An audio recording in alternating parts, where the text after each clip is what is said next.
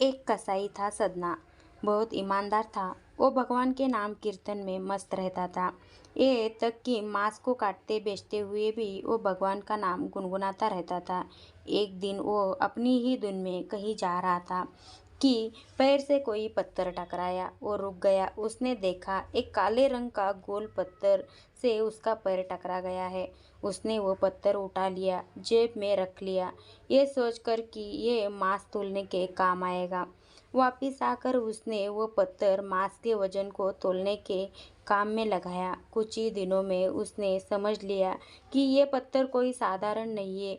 जितना वजन उसको तोलना होता है, पत्थर उतने ही वजन का हो जाता है। धीरे धीरे ये बात फैलने लगी कि सदना कसाई के पास वजन करने वाला पत्थर है। वो जितना चाहता है पत्थर उतना ही तोल देता है। किसी को 1 किलो मांस देना होता है तो तराजू में उस पत्थर को एक तरफ डालने का, दूसरी ओर 1 किलो मांस ही तुलता है। अगर किसी को 2 किलो चाहिए हो तो पत्थर 2 किलो के भारी जितना भारी हो जाता है। इस चमत्कार के कारण उसके यहाँ लोगों की भीड़ जुटने लगी। भीड़ जुटने के साथ ही सदना की दुकान की बिक्री बढ़ गई। बात एक शुद्ध ब्राह्मण तक पहुंची।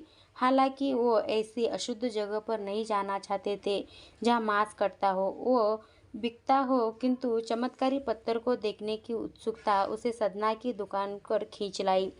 दूर से खड़ा वो सदना कसाई को मीट तोलते देखने लगा। उसने देखा कि कैसे पत्थर हर प्रकार के वजन को बराबर तोल रहा था। ध्यान से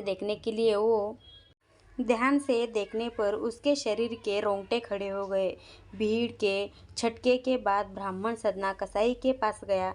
ब्राह्मण को अपनी दुकान में आए देखकर सदना कसाई प्रसन्न भी हुए और आश्चर्यचकित भी। बड़ी नम्रता से सदना ने ब्राह्मण को बैठने के लिए स्थान दिया और पूछा कि वो उनकी क्या सेवा कर सकता है। ब्राह्मण बोला, तुम्हारे इस चमत्कारी पत्थर को देखने के लिए ही मैं तुम्हारी दुकान पर आया हूँ। यूं ही कहे कि ये चमत्कारी पत्थर ही मुझे खींचकर तुम्हारी दुकान पर ले आया है। बातों ही बातों में उन्होंने सदना कसाई को बताया कि जिसे पत्थर समझकर वो मांस तोल रहा है, वास्तव में वो शालिग्राम जी है, जो कि भगवान का स्वरूप होता है। शालिग्राम जी को इस तरह गले खटे मांस के बीच में रखना, उनसे मांस तोलना बहुत बड़ा पाप है। सदना बड़ी ही सरल प्रकृति का भक्त था।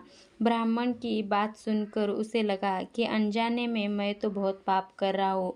अनुनय विनय करके सदना ने वह शालिग्राम उस ब्राह्मण को दे दिया और कहा कि आप तो ब्राह्मण हैं, अंत आप ही इनकी सेवा परिचार्य करके इन्हें प्रसन्न करें। मेरे योग्य कुछ सेवा हो तो मुझे अवश्य बताएं। ब्राह्मण उस शालिग्राम शिला को बहुत सम्मान से घर ले आए। घर आकर उन्होंने श्री शालिग्राम को स्नान करवाया, पंचामृत से अभिषेक किया और पूजा अर्चना आरंभ कर दिया। कुछ दिन ही बीते थे कि उन ब्राह्मण के स्वप्न में श्री शालिग्राम जी आए और कहा, ए ब्राह्मण, मैं तुम्हारी सेवाओं से प्रसन्न हूँ, किंतु तुम मुझे उसी कसाई के पास छोड़ आओ। स्वप्न में ही ब्राह्मण ने कारण पूछा तो उत्तर मिला कि तुम मेरी अर्चना पूजा करते हो, मुझे अच्छा लगता है, परंतु जो भक्त मेरे नाम का गुणगान कीर्तन करते करते हैं